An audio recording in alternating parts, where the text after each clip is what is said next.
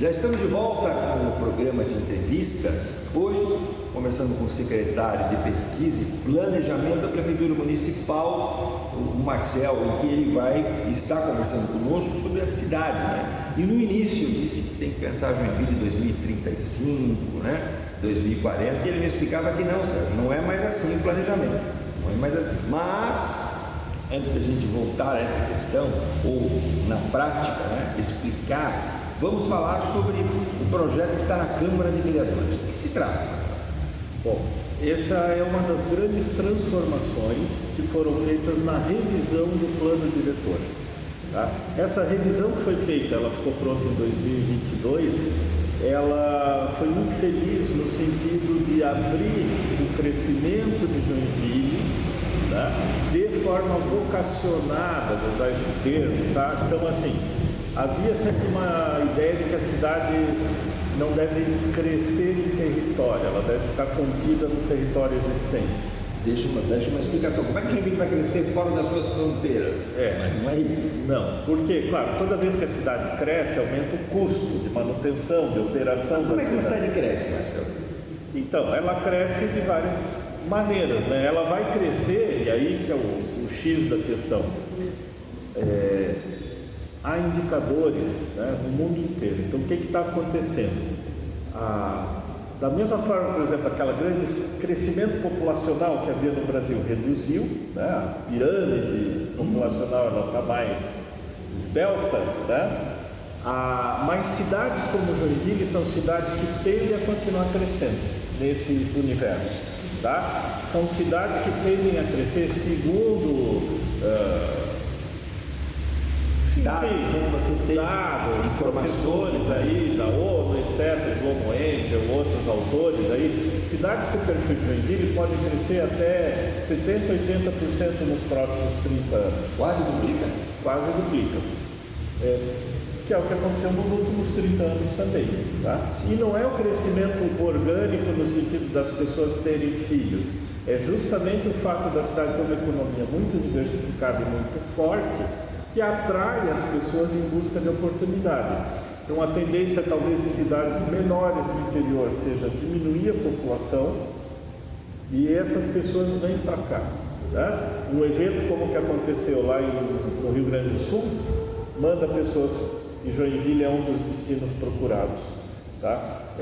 Então, as pessoas que sofreram lá de pequenas empresas, isso é indústria. Isso tudo começa a vir para cá. Alguns vão procurar oportunidade fora, né? Eu sei que a Joinville se lembra nos anos 70, quando deu a enchente de Tubarão, em 74, muitas famílias migraram para Joinville. Por quê? Porque aqui tem oportunidade de emprego. Hoje tem 3, 4 mil vagas de emprego abertas em Joinville. Não tem mão de obra. Falta mão de obra. Então, enquanto essa realidade econômica prevalecer, a cidade vai continuar crescendo. Depois há uma escassez de terra, tá, para empreendimentos de grande porte. Então há uma procura de grandes centros de logística, grandes centros de distribuição, que é o negócio da era, né, o negócio da vez, certo? Tem grandes depósitos, onde as indústrias, enfim, o próprio comércio, deixa esse estoque lá. Nós falamos de estoque antes. Exato. Fica não centralizado. Só deixa, como processa e distribui. É aquilo que a gente citou antes, como tem a Britânia, a Joinville, a BMW, né? Outras marcas.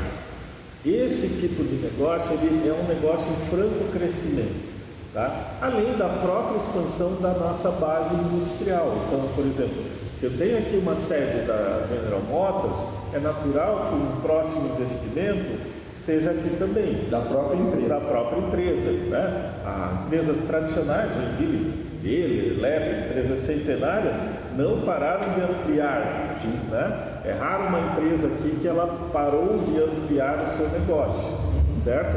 Então, e há uma escassez de terras disponíveis para isso, para grandes instalações, né? E fora de áreas residenciais, que são empresas que geram muito tráfego e tal. Mas tem empresas grandes que estão vindo para cá, para a prefeitura? Tem, Marcelo? Tem. E isso é uma satisfação, né? Porque isso mostra um bom futuro para a cidade, porque é isso que paga a conta, né, gente? É essa parte que tem que lembrar, né? O que paga a conta da escola, o que paga a conta do posto de saúde, do parquinho lá na praça, é a arrecadação que vem através desse desenvolvimento empresarial. Pode adiantar algumas empresas? Tem uma empresa que está em implantação hoje, chamada Log, que é uma grande empresa de logística aqui na BR-101, tá? Que tem lá, não lembro o número exato, mas são mais de 50 mil metros de pavilhão construído. Nós temos esse barulho da sirene que está vazando no áudio, porque a Lira está em obras. E eles estão descarregando concreto, também tem um evento que vai acontecer hoje, enfim. Por isso esse pipipi não é para dizer que o tempo acabou e nós estamos sendo censurados. Exatamente.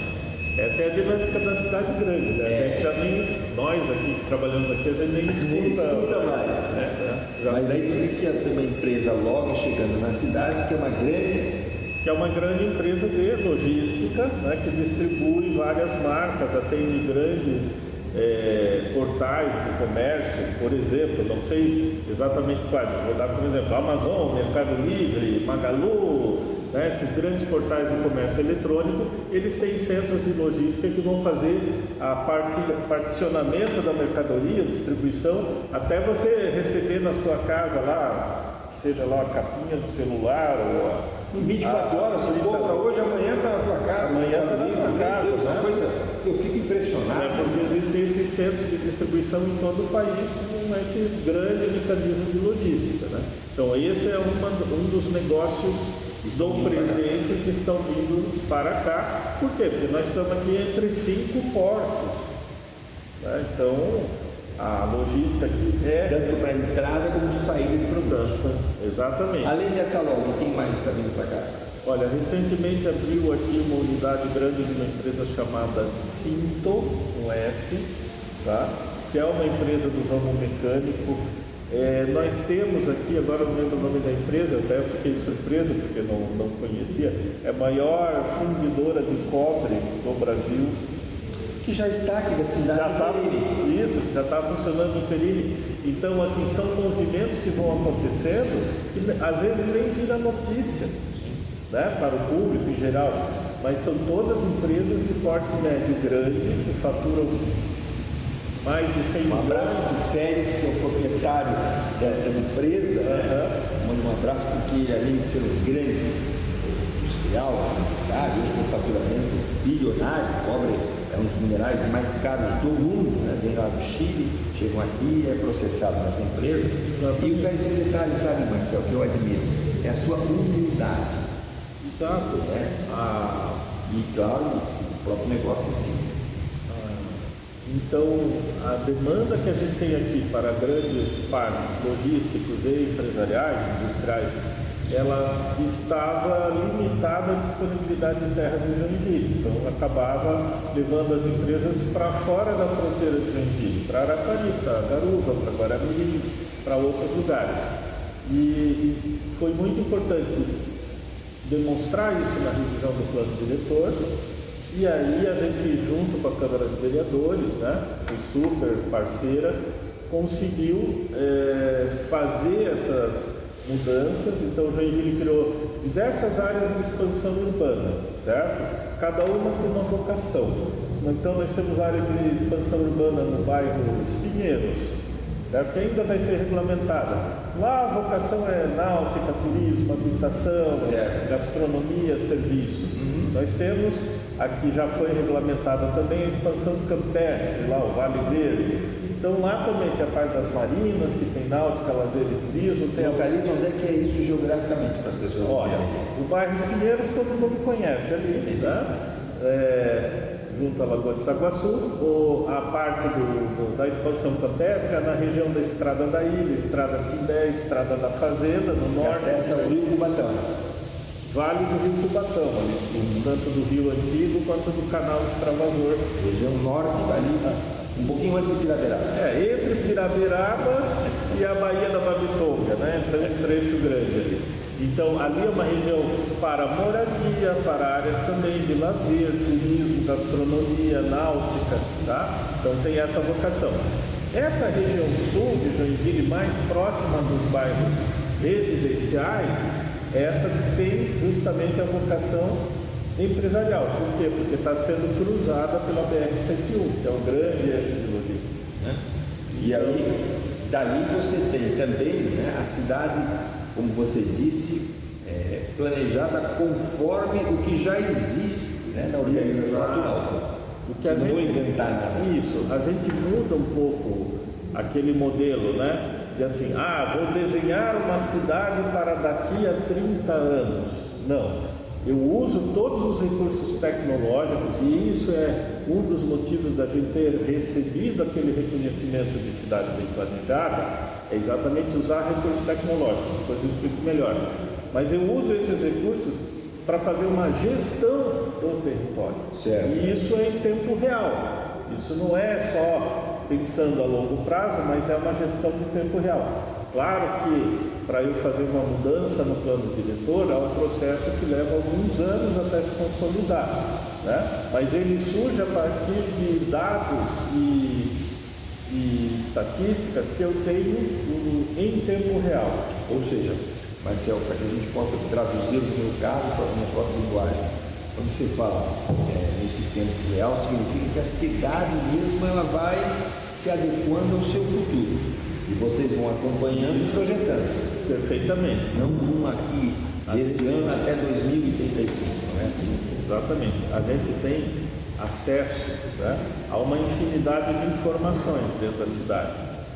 E dentro da prefeitura particularmente, né? Por exemplo, a gente sabe aonde mais se construiu nos últimos 10 anos, certo? A gente sabe quantos andares, que tipo de uso, se é residencial, se é empresa, se é escritório, né?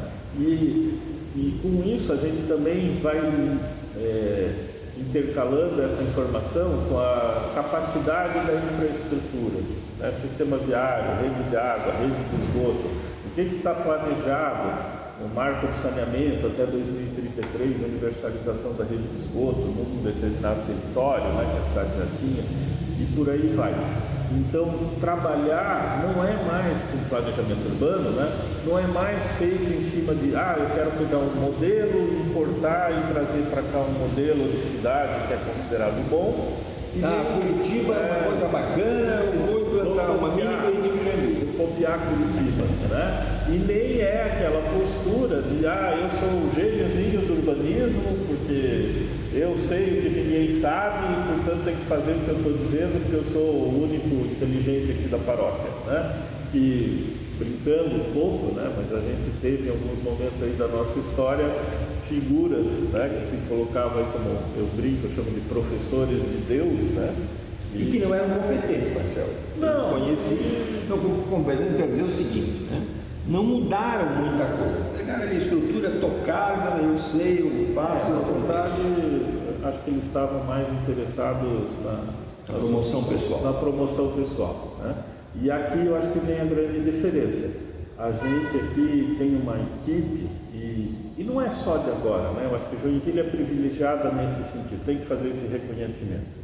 A Joinville é uma cidade que sempre teve um bom planejamento urbano, tá? Agora, ela nem sempre teve uma boa execução das políticas que foram pensadas e planejadas. Então, a gente teve um plano diretor lá dos anos 70, como você citou, que foi feito pelo melhor escritório do Brasil. Claro que hoje as premissas seriam outras, né? Mas, assim, para o que existia na época, era o que tinha de melhor. O que se tinha não era nada, entre aspas, né? Sim. Mas a cidade não pensava no seu conjunto. A partir de 70, planejou-se que obras até hoje são executadas com base nos anos 70, principalmente no plano imobiliário, né? Na mobilidade. Né? Trazer a visão de que a cidade precisava ter, e aí eu vou usar um termo para todo mundo entender, um esqueleto de ruas, né? de grande capacidade para acolher esse crescimento, né? Isso é uma visão que vem desse plano dos anos 70, que está sofrendo ajustes agora, mas que não é uma coisa que você olha e diga, isso não serviu para nada, ou isso foi equivocado. Tanto que grandes obras, como a própria Ponte Joinville, ou a Ponte Albertinho Bornstein, né? Elas estão com traçados novos e tal, mas a ideia de ter uma ponte mais ou menos naquela localização já existia nesse plano dos anos 70. Sim. Assim como a Marquês de Olinda, a São Paulo, na sua continuação, Dona Francisca, Santos Dumont, enfim, foi uma série de ideias pensadas lá na frente. Outros fenômenos, eu chamo assim, né? Não estavam previstos naquele plano. Por exemplo, o crescimento da Vila Nova, o Morro do Meio, do São Marcos, um dos bairros do outro lado da BR, da própria região toda, eu vou chamar aqui de Aventureiro, né, mas toda a zona leste da cidade, né? E também não estava previsto naquele plano, uma coisa que você já citou aqui antes, que é as centralidades urbanas, que cada bairro viraria um pequeno centro, né, ou quase uma pequena cidade independente. Pequena modo de dizer, né? Cidades aí de 30 a 40 mil habitantes. Isso, que eu já fiz até essa conta, não vou lembrar, Marcel, que nós estaríamos em cada desses bairros em posições de 20º lugar no estado, né? Em número de habitantes, enfim, são coisas absurdas, né? Que Joinville hoje, lá atrás, trouxe, mas eu te interrompo. Não, mas... Com isso, Marcel, nós tivemos... né, que assim, a gente tem uma história de bom planejamento, de ter uma boa equipe técnica, de ter informação técnica, né? Mas o Brasil e a política e a economia no Brasil sempre tiveram altos e baixos, então Joinville teve momentos de avanço, no que a gente chamaria, né, de um avanço no planejamento urbano, realização de muitas obras, de muitas ações, né? Nós tivemos um período de implantação de avenidas e tal, né, que hoje se torna quase impeditivo por causa dos custos de desapropriação de outros regramentos. Nós tivemos a criação de um sistema de transporte coletivo bem organizado, né? Naquele período, acho que fazem quase 40 anos, 30 anos pelo menos.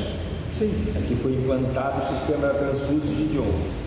Foram os primeiros terminais urbanos, acho que foram em 92, 93, são mais de 30 anos, né? Consagrando ali há 20 anos atrás com toda a rede, são 10 terminais, né? Então, isso colocou Joinville, são 20 anos já, mas naquele momento estava na vanguarda também do que era possível, né? Não é metrô, não é VLT, mas é o que é possível, dentro de uma realidade econômica e social, né? Que é onde a gente vive. Agora, hoje, a gente, de um lado, tem desafios maiores no sentido dos custos das obras.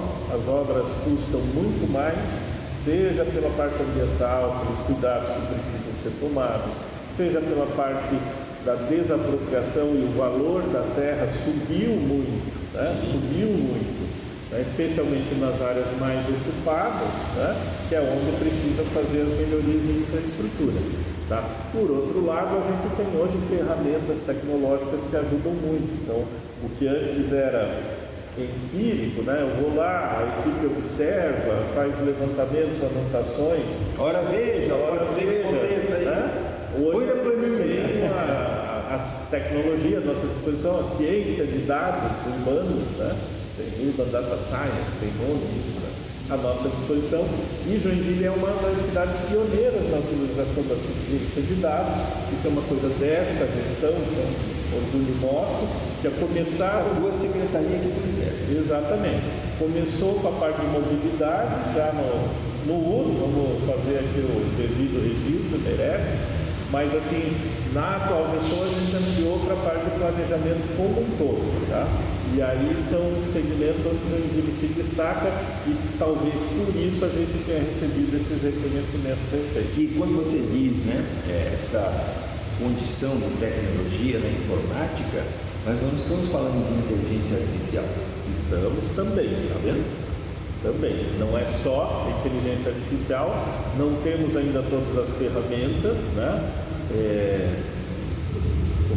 Fazendo a piadinha, é o inferno brasileiro, né? Porque se adquirir tecnologia é muito difícil, tá? No sentido de atender a legislação de compras, né? De licitação, mas a gente está desenvolvendo aplicações internas, usando aplicações. Então a gente trabalha na parte da mobilidade, a gente tem uma parceria com a Agência Aeroespacial Alemã, através da Universidade Federal de Santa Catarina, e usa tanto inteligência artificial quanto softwares de machine learning, né, de aprendizado de máquina e tal, para fazer os estudos, né, cria os gênios digitais, faz simulações de tráfego no gênio digital e depois, quando leva para o gênio real, a gente já leva Quando tu fala gênios, não é porque você tem dois caras nem gênios, é porque na prática você replica, né? Então, procurar um modelo certo que a gente conhece, jogos, enfim, né? Dizendo assim, olha, eu vou botar essa peça aqui, o que vai acontecer? Essa mesma sistema... Estou estudando lá o binário da Monsenhor Gersino com a Florianópolis. Aí eu desenho ele dentro do computador e faço simulações ali dentro do computador. Né? Para quando a solução for apresentada para a sociedade, a gente poder dizer, olha, vai melhorar em tantos % o fluxo para quem vai daqui para cá no horário tal, vai melhorar para aquilo ali, tal, vale a pena fazer a medida. Então hoje, quando vocês implantam, né, uma mudança de trânsito, uma mão, né?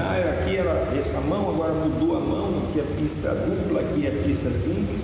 Não é porque alguém pegou um papel e começou a desenhar e ir lá no lugar contar o número de carros, não. Não, a gente faz a contagem, por exemplo, e aí entra o machine learning, né? Eu filmo, por exemplo, o cruzamento usando um drone ou uma câmera de segurança do DTV, né? E depois eu jogo isso no programa de computador que ele aprendeu a separar o que é um carro, o que é uma bicicleta, o que é um pedestre, o que é um caminhão, o que é um ônibus. É que nem quando você abre um software no computador, aparece aquele clique na foto do semáforo, da escada.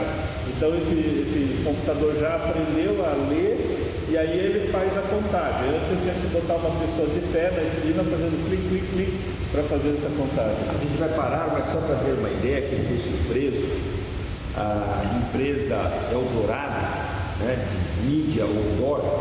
Eldorado é uma empresa muito tradicional aqui na cidade, que implanta aqueles outdoors que a gente conhece, né? Tem então de papel ou até lona, mas hoje tem esses painéis luminosos, televisões aqueles gigantes que a gente vê na rua, né?